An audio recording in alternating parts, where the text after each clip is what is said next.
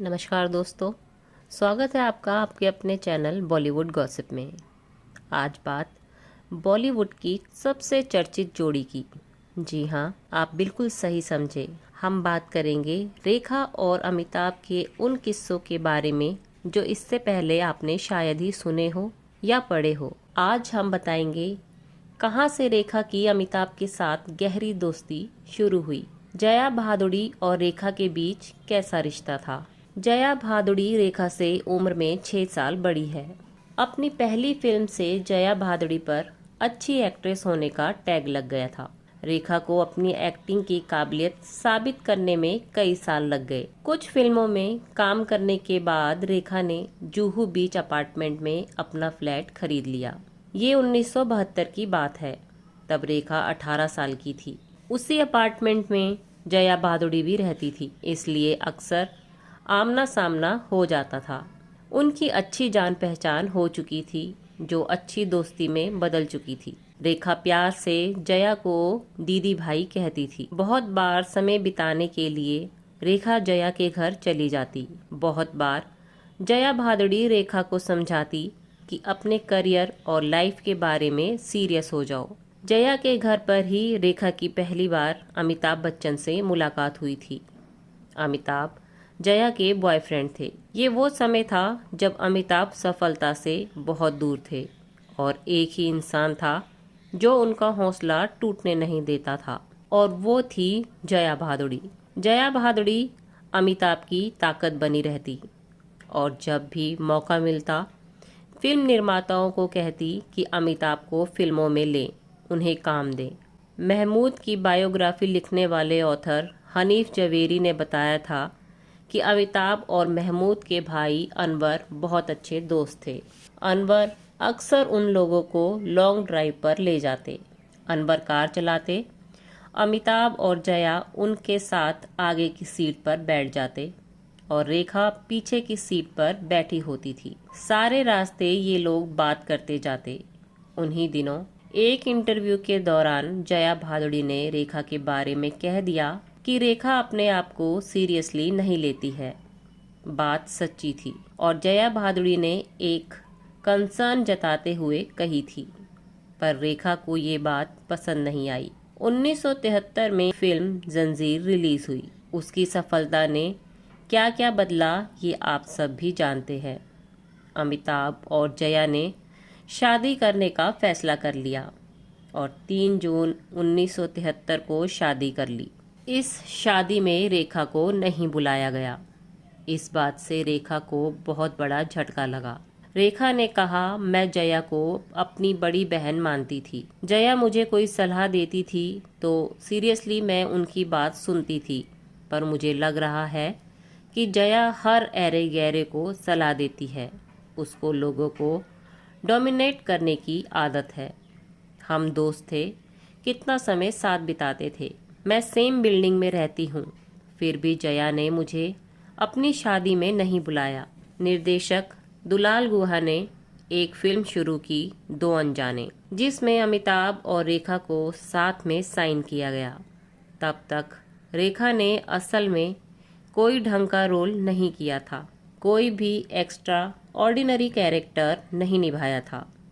एक बात और थी, रेखा को अमिताभ के साथ काम करने का मौका मिल रहा था, जो जंजीर और दीवार के बाद अब बड़े स्टार बन चुके थे। और सबसे बड़ी बात, अमिताभ रेखा की दीदी भाई के पति भी थे। अमिताभ की पंक्चुअलिटी इंडस्ट्री में मशहूर हो चुकी थी। सही टाइम पर सेट पर आना, डायरेक्टर के साथ बैठकर सीन डिस्कस करना और समझना, और पैकअप के बाद बिना देर किए सीधे अपने घर पहुंच जाना। जैसे अमिताभ का डिसिप्लिन मशहूर था, वैसे ही रेखा का इनडिसिप्लिन मशहूर था। रेखा के बारे में मशहूर था कि वो सेट में कभी भी कहीं भी घूमने निकल जाती थी। रेखा ने खुद कहा था कि मैं प्रोड्यूसर के खर्चे पर बहुत घूमी हूँ। दो अनजाने की शूटिंग के वक्त सबको लग रहा था कि फिल्म बनने में प्रॉब्लम आएगी, पर सब हैरान हो गए थे ये देखकर कि रेखा बहुत पंक्चुअल और डिसिप्लिन्ड हो गई थी। ये वो समय था जब रेखा हर समय अमिताभ को काम करते देखती, उनके साथ काम करती, उन्हें ऑब्जर्व करती। रेखा ने कभी भी ऐसा इंसान नहीं देखा था जिसने रेखा को इतना प्रभावित किया हो। अमिताभ का ऐसा असर हुआ था रेखा पर कि उन्होंने सबको हैरान करते हुए सुबह 6 बजे सेट पर पहुंचना शुरू कर दिया था। 2 अनजाने की शूटिंग कलकत्ता में हो रही थी।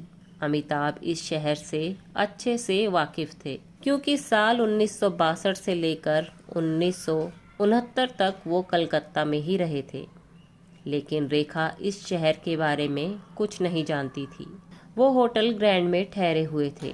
शूट के बाद सब लोग काफ़ी समय साथ में बिताते थे। अमिताभ कलकत्ता के बारे में अपनी पुरानी यादें बताते। अमिताभ और प्रेम चोपड़ा के साथ कभी कभी रेखा भी घूमने चली जाया करती थी। 1976 में 2 अनजाने रिलीज हुई। फिल्म बहुत बड़ी हिट नहीं हुई, पर पहली बार रेखा के काम की तारीफ हुई। रेखा को रिस्पेक्ट मिली उनके काम की वजह से। रेखा ने इसका सारा क्रेडिट अमिताभ को दिया। वो अमिताभ से काफ़ी इम्प्रेस्ड थी। जाहिर था रेखा अमिताभ की तरफ खिंची चली जा रही थी। सिम्मी ग्रेवाल के शो में रेखा ने कहा था, अमिताभ शादीशुदा थे, इस बात से कोई फ़र्क नहीं पड़ता था। मैं उस इंसान के साथ जुड़ना चाहती थी। मैं उसका घर नहीं तोड़ना चाहती, पर मैं उस इंसान के एहसास के साथ जीना चाहती हूँ। अमिताभ का ऐसा असर हुआ था रेखा पर कि उन्होंने अपनी लैंग्वेज पर काम करना शुरू कर दिया था। खूबसूरत दिखने के लिए अपनी फिटनेस और खाने पीने पर ध्यान देना शुरू कर दिया था। रेखा प्योर वेजिटेरियन बन गई, योगा शुरू कर दिया था। रेखा ने मीना कुमारी के मेकअप मैन राम दादा को हायर कर लिया था। जब तक राम दादा जिंदा रहे, रेखा के मेकअप मैन रहे।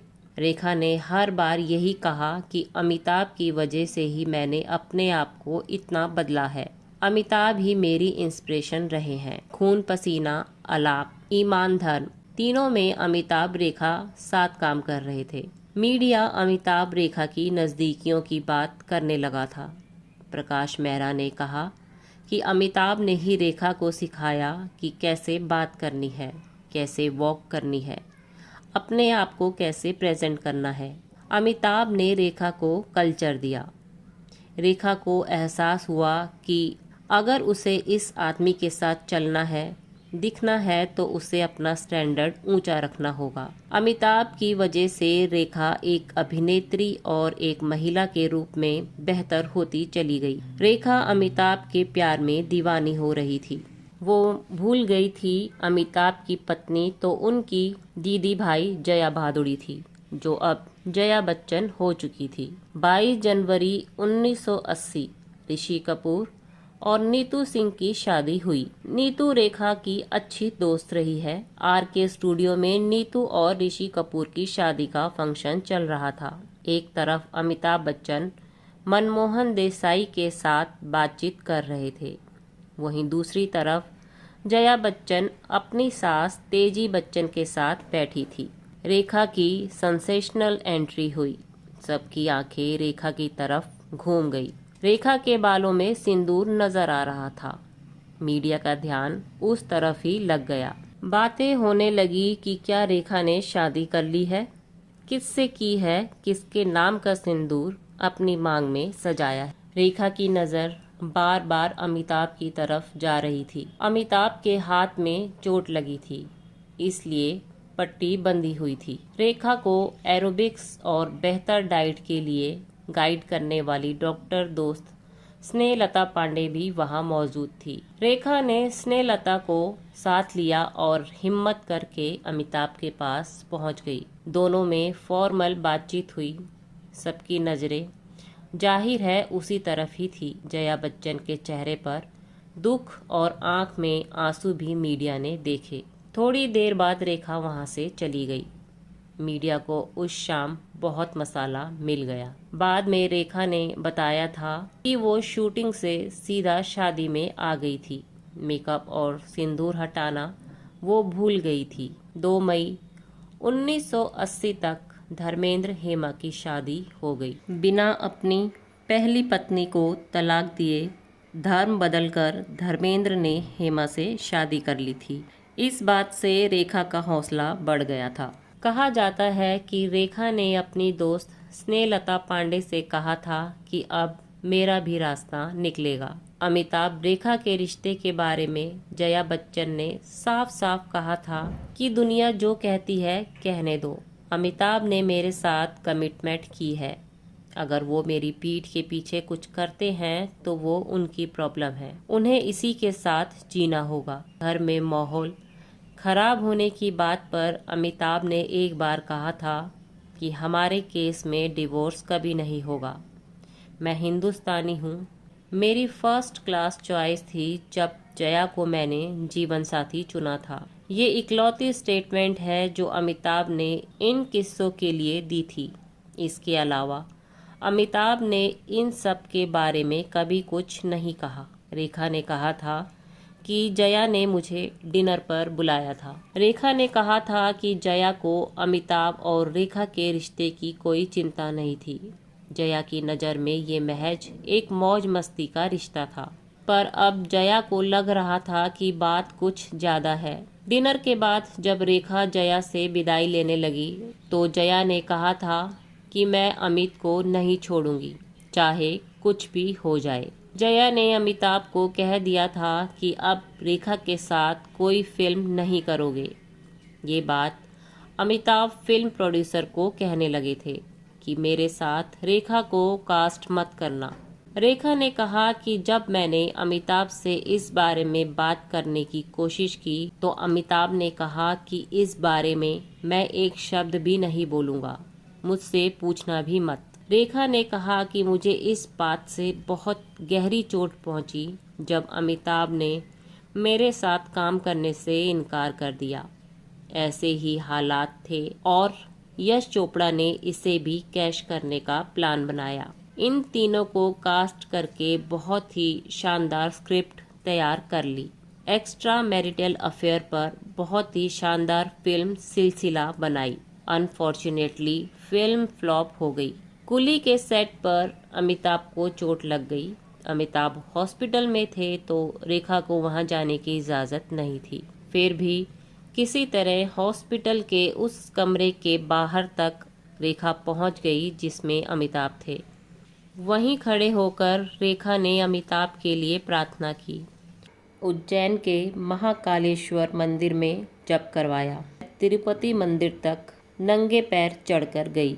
ये वो समय था जब असल में अमिताभ रेखा से बहुत दूर हो गए। सारी जानकारी यासिर उस्मान की किताब रेखा द अनटोल्ड स्टोरी से ली गई है।